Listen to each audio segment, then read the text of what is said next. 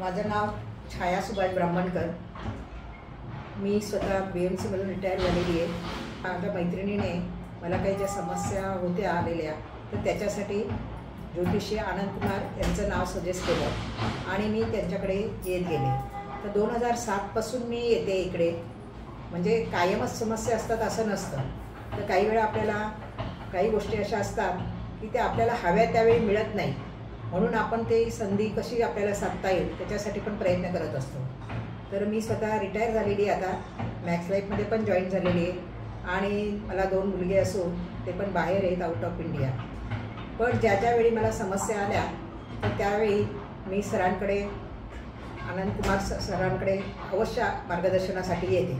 कारण काही प्रॉब्लेम असे असतात की आपण प्रयत्न करूनही वर्षानुवर्ष ते सुटत नाहीत, मग त्याच्यासाठी आपल्याला म्हणजे आपलं नैराश्य येतं, कॉन्फिडन्स कमी होतो आणि म्हणून मग मी येत गेले तर मला त्याचे रस्ते मिळत गेले आणि ऑप्शन म्हणजे मार्ग निघाला त्याच्यातून।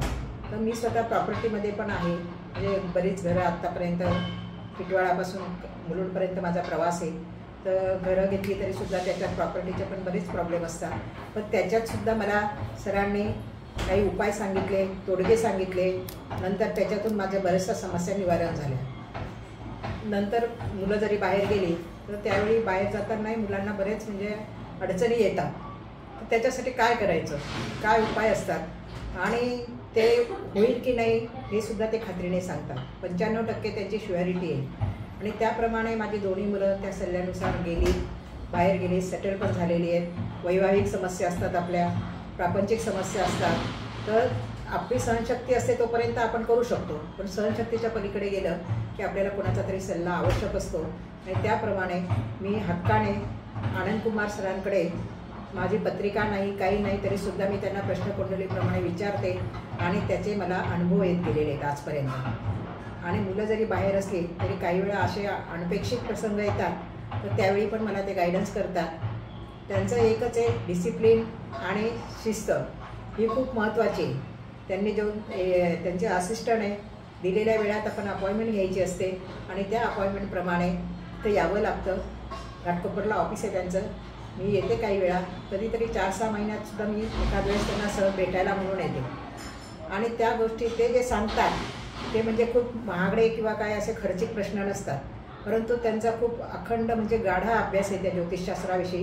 तर त्याच्यामुळे माझाही विश्वास बसला, कारण मी जरी एज्युकेटेड आहे तरी एज्युकेटेड असलं नसलं तरी प्रत्येकाच्या जीवनात काही चढ उतार असतात, पण त्यावेळी कोणीतरी मार्गदर्शकाची गरज असते।